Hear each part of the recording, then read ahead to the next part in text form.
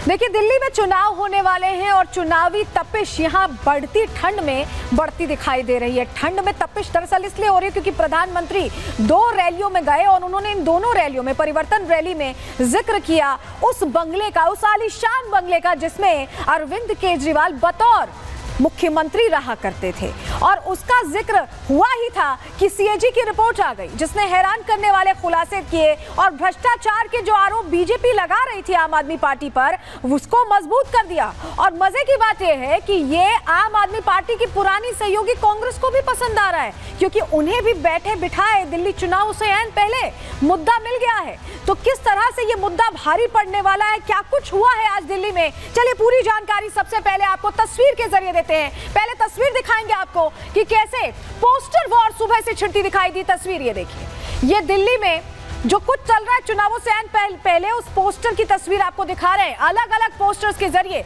जो सियासी तपिशें बढ़ा दी गई है, शीश महल बनाने का जिक्र किया गया है और प्रधानमंत्री ने आपदा कहा था, आपदा वाली सरकार, और उसका भी जिक्र इस ट्वीट में, इस तस्वीर में, इस पोस्टर में आपको दिखाई दे रहा है। तो बीजेपी ने ये पोस्टर तो जारी कर दिया, लेकिन क्या आरोप लगाए हैं, चलिए जानकारी जल्दी से आपके सामने रख रहे हैं। चुनावों से पहले सीएम के बंगले का मुद्दा फिर से गर्मा गया है। 1 साल पुराना मुद्दा है लेकिन अब उसको चर्चा में फिर से यहां पर आता दिखाई दे रहा है। बीजेपी ने नया पोस्टर जारी किया, तस्वीर भी आपको दिखा रहे हैं पोस्टर की, और जारी करके हमला बोला है। कोविड में सांसों के लिए दिल्ली वाले तरस रहे थे, इस पोस्टर में ये मेंशन्ड है, और तब करोड़ों का बंगला बना रहे थे आपदा वाले। आम आदमी पार्टी की ओर इधर इशारा है आप संयोजक पर। बीजेपी ने गंभीर आरोप लगाते हुए सवाल पूछा है।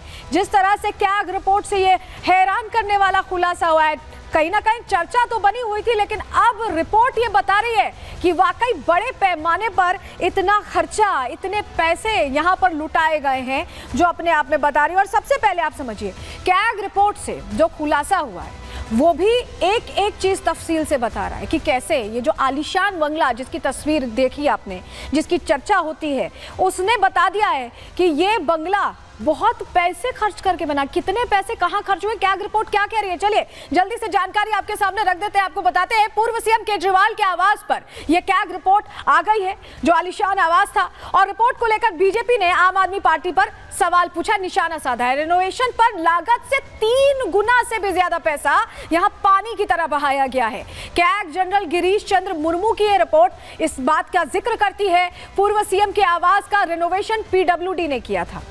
रिनोवेशन के लिए 7.91 करोड़ रुपए की लागत का अनुमान था। ये पैसा, ये लागत याद रखिएगा, अनुमान था 7.91 करोड़, लेकिन 2020 में इसके लिए 8.62 करोड़ रुपए का बजट दिया गया, यानी जितना अनुमानित लागत थी उससे थोड़ा बढ़ा कर दिया गया। चलिए घर की बात थी, कुछ बढ़ गया होगा, लेकिन कुल लागत कितनी आई, 7.91 का आंकड़ा आपको याद है ना, उसके बाद 8 कुछ की यहाँ पर बजट दिया गया, और लागत कितने की आई, 33.66 करोड़ रुपए का काम किया गया, यानी 1 गुना नहीं, 2 गुना नहीं, कई गुना यहाँ पैसे खर्च किए गए हैं। कैग रिपोर्ट का हवाला वीरेंद्र सचदेवा साहब ने दिया है, और वीरेंद्र सचदेवा जो बीजेपी के यहाँ प्रदेश अध्यक्ष है, वो सीधे सीधे कह रहे हैं कि ये रिपोर्ट आंखें खोलने वाली है, बताने वाली कि कितना पैसा पानी की तरह बहाया है। सुनिए जरा। इस पूरे खेल में एक बात तो स्पष्ट हो गई, जो सीएजी रिपोर्ट में भी है, कि पीडब्ल्यूडी विभाग जो एक सरकारी एजेंसी है, वो इस पूरे बंगले में सरकारी एजेंसी के तौर पर नहीं, एक निजी संस्था के रूप में काम कर रही थी। उसने पूरी तरह से अपने आप को अरविंद केजरीवाल के चरणों में सरेंडर किया हुआ था। और जिस तरह से पीडब्ल्यूडी के अधिकारियों ने हर फाइल पे हस्ताक्षर किए हैं, ये सीधा सीधा गिव एंड टेक का मामला है।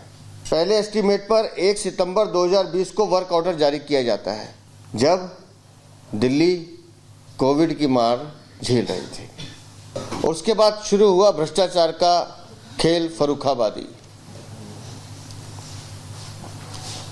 1 सितंबर 2020 को वर्क ऑर्डर हुआ 7.91 करोड़। 8 जून 2021 को रसोई और लॉन्ड्री के नाम पर 1 करोड़ 62 लाख का वर्क ऑर्डर इशू होता है। फिर 22 अक्टूबर 2021 को बिना किसी की परमिशन लिए, बिना किसी को दिखाए सुपर एरिया, जो बाहर आप देख रहे हैं जितनी बड़ी ये बिल्डिंग बनी है, इस सुपर एरिया की वृद्धि दिखाते हुए 9.9 करोड़ का ऑर्डर जारी कर दिया जाता है। और कोई भी वर्क ऑर्डर बिना किसी जस्टिफिकेशन के, बिना किसी अनुमति के पास कर दिए जाते हैं, जिसकी लागत 33.71 करोड़ पहुंचती है। तो आपने सुन लिया कि कैसे वर्क ऑर्डर बढ़ता जाता है और कई गुना बढ़ता जाता है, इतना बढ़ जाता है कि बताया जा रहा है 3-4 गुना, 300 गुना करीब बढ़ गया। लेकिन जो कैग रिपोर्ट आई है उसमें कुछ चीजें मेंशन हैं और आपको उसकी जानकारी हम इसलिए दे रहे हैं क्योंकि ये हैरान करने वाली बात है। आप समझिए, जो सामान है, पर्दे हैं, उसकी कीमत क्या है? कीमत 96 लाख। 96 लाख के पर्दे उस बंगले में, उस आलीशान बंगले में लगे हुए थे। किचन का जो सामान था 39 लाख कीमत का सामान यहाँ लगा हुआ था। इसके अलावा जल्दी हम आपको प्राइस टैग बता रहे हैं उन चीज़ों का जो सीएम साहब रह चुके अरविंद केजरीवाल के घर में लगा था। टीवी कंसोल जो लगा था 20.34 लाख का लगा था। इसके अलावा जिम उपकरण लगे थे, जिम का पूरा सेटअप था, 18.52 लाख का ये पूरा सेटअप था। वहीं कारपेट जो बिछाई गई थी, सिल्क कारपेट थी और 16.5 लाख के आसपास इसकी कीमत आकी गई। मिनी बार भी था और इसकी कीमत थी 4.80 लाख, यानी करीब 5 लाख। संगमरमर जो बिछाए गए थे, अलग अलग पत्थरों से सजाया गया था, 66.89 लाख थी और इसको तो कहीं बाहर से मंगाया गया था, ये भी जानकारी मिली थी। फ्लोर की जो टाइल्स थी उनकी कीमत 14 लाख रुपए बताई जा रही है। तो ये तो पूरा वही खाता है जो 33.6 करोड़ की बात हो रही है, वो पूरी तरह से समझ में आ रहा है कि कैसे कहाँ खर्च हुए और कितने खर्च हुए। और सबसे बड़ी बात आप ये समझिए कि ये जो खर्चा है ये अब रिपोर्ट के जरिए पूरा सामने आ गया है। लेकिन ये जो जांच हो रही है, लंबे समय से देखिए यहाँ सवाल उठ रहे थे और कई पैमानों पर ये जांच चल रही थी। दिल्ली सीएम के बंगले पर पहले से ही विवाद शुरू हो गया था और 2023 में सीबीआई ने यहाँ पर एफआईआर इसको लेकर दर्ज की थी। आप ये समझिए 1 साल पहले ये एफआईआर दर्ज हुई और उसके बाद कैग भी रेनोवेशन मामले में जांच करने लगा। कैग जांच कर रहा था और उसमें रिपोर्ट तैयार हुई। गिरीश चंद्र मुर्मू ने ये कैग रिपोर्ट तैयार की और बीजेपी विधायक विजेंद्र गुप्ता ने भी इसको लेकर एलजी से शिकायत की थी, पत्र लिखा था। एलजी ने भी रेनोवेशन मामले की जांच के आदेश यहां दे दिए थे। पीडब्ल्यूडी के 3 इंजीनियर इस मामले में निलंबित भी किए गए थे क्योंकि पीडब्ल्यूडी ने धड़ाधड़ जो वर्क ऑर्डर बढ़ाया जा रहा था उसको सैंक्शन कर दिया था और धड़ाधड़ यहां पर काम शुरू होता रहा और इतना काम हो गया कि बिल करोड़ों में पहुंच गया। जितना अनुमान किया गया था उससे कई गुना ज्यादा।